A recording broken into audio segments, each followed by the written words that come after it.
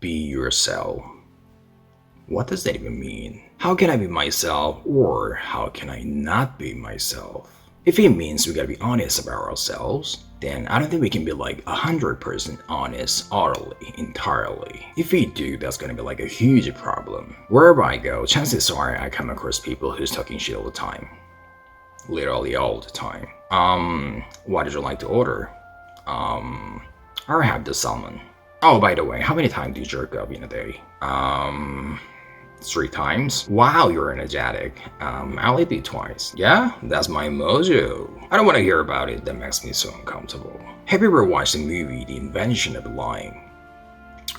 It's all about the invention of lying. Well, obviously. I mean, it's just irrelevant and just popped to my head. So here's the thing, here's my critical question. If that's not 100% honesty, then how can you say, be myself? I've become myself.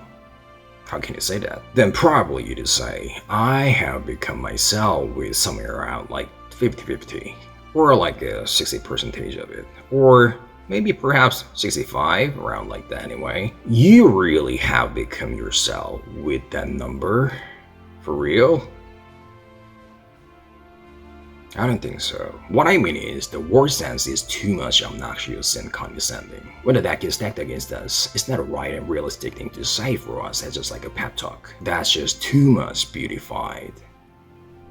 It's too much. It just sounds like some kind of like a marketing strategy to me. Be yourself. Love yourself. So you gotta just invest something for yourself. So buy our product. It's so good for you.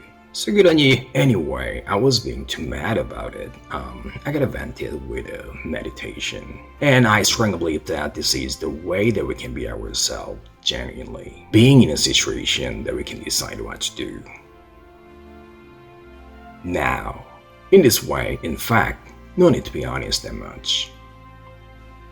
No need to be uncomfortable that much. Just decide what to do by yourself today. That's it. That's all. That's pretty enough. Congrats. You become yourself. That was too obnoxious.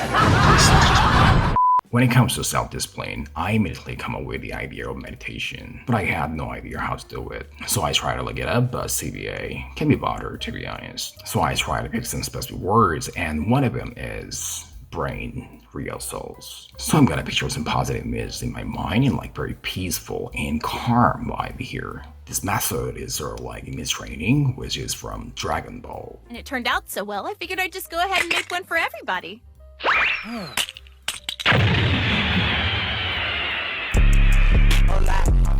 Word.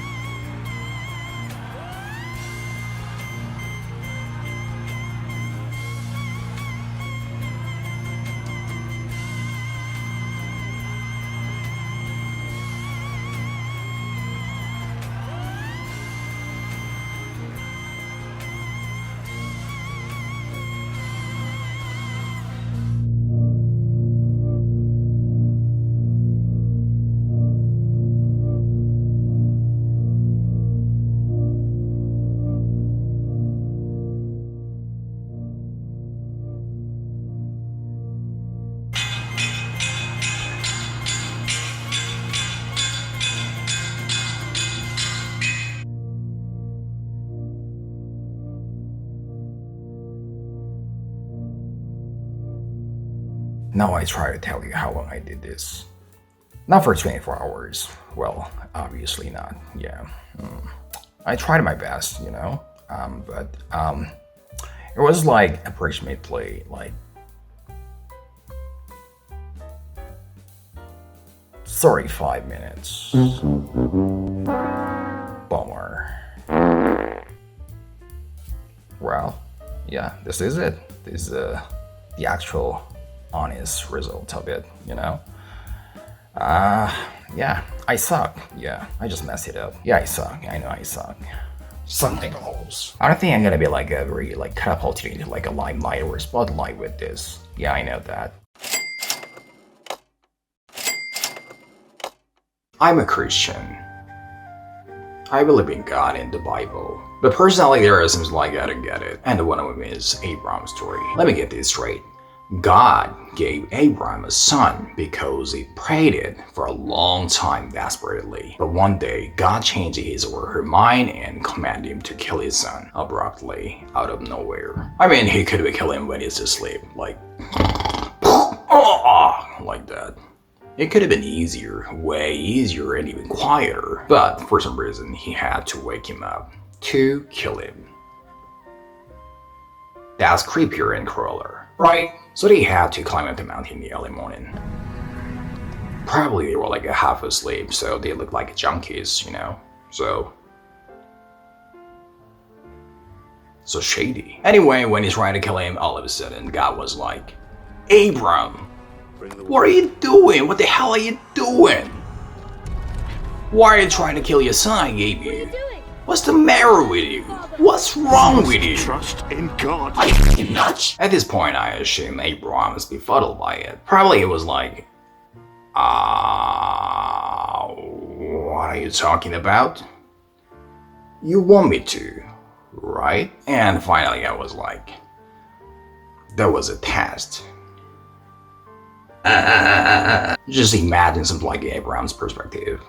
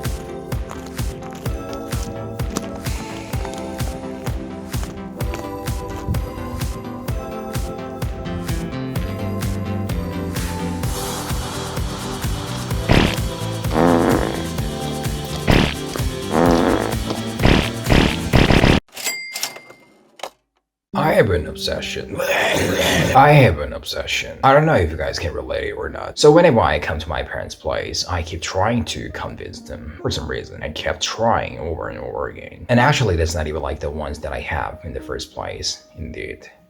That was the problem. So when I'm around them in like a certain context or like a situation, there's certain things that I can say, and that can be just like a natural, normal thing to say, or can be just like a joke. That's also a natural thing to say. But for some reason, I try to get to choose the boring ones. So I always realize the fact that I'm saying really boring stuff to my parents on purpose. So what I realized is I try to convince them to convince myself, only if it makes sense though. So I thought about it, and my analysis is like, I'm aware of the fact that they're getting weaker and older over time as time goes by, right? So I just try to convince myself they're okay, they're not that weak, they're not that old yet, they're still fine, they're strong enough. So like unconsciously or like subconsciously, I try to keep saying to myself, they're fine, they're pretty fine, they're okay, they're not that weak yet, they're strong enough.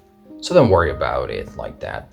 For my caution's sake, considering all the factors of this obsession that I have, I think I can say I'm being like a grandmotherly. I'm not a psychiatrist, I don't know why. Whenever I get to interact with them, two possible ways that I can go with. First one is like just normal one, normal natural reaction to it. And the second one is funny things, like jokes. It's just a natural thing to say between families anyway. But there are like a certain invisible options that I can possibly say.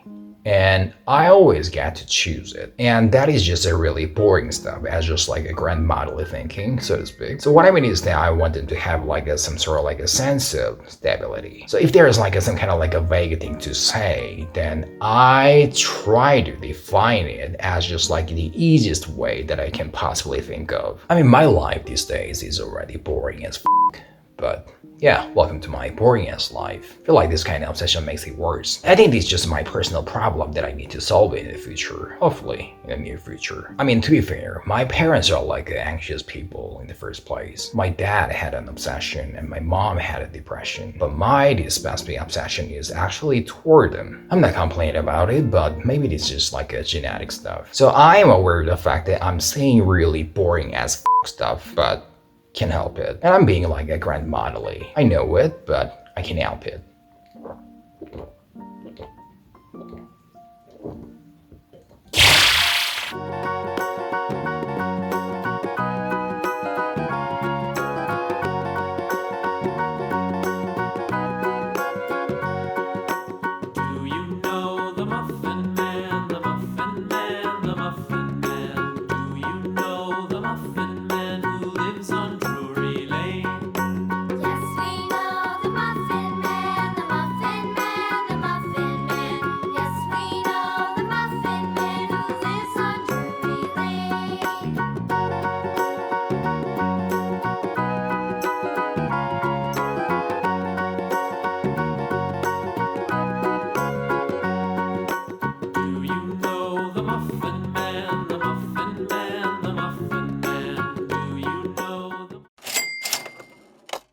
When life gives you lemons, make lemonade. Everything happens for you, not to you. They both are great, you know? They both are like great sayings, but which one do you prefer? Personally, for me, I prefer the first one, the former one. Anyway, if you're in like a trouble, like a life problem, then you gotta make it simple. You gotta simplify the whole problem. Probably you already heard about this.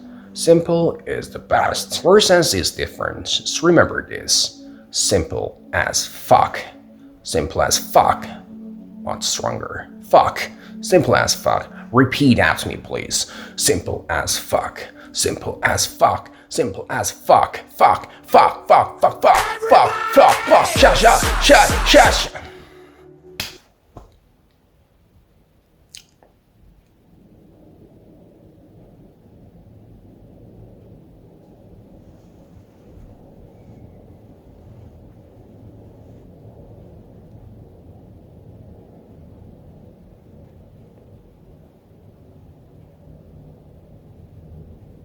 What am I even doing here?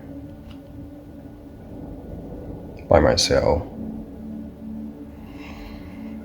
I don't even know where my life is going now. Anymore. I mean, from the beginning, but especially these days. Yeah, anyway, speaking of which, I want to go to the supermarket to get some lemons. Let's go together. Hit the road.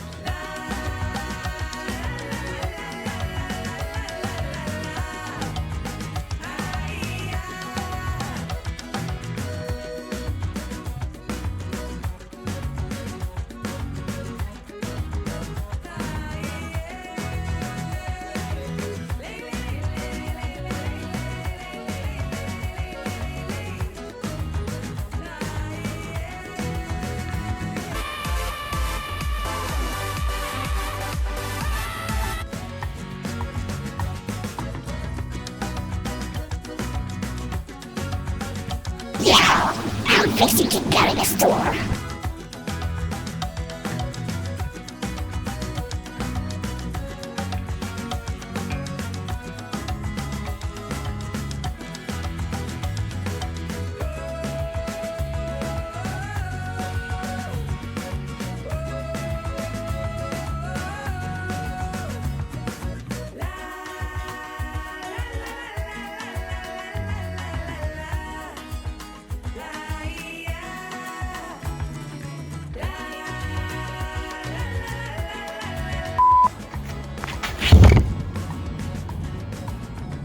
Remember, everything happens for you, not to you. And when life gives you lemons, Make lemonade. Cut your lemon in half.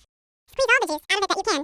Pour the juice into a container with a quarter cup, 2 ounces, sugar. Add a very small amount of water to your container. Stir your solution until sugar dissolves. Fill up a container with water and add ice.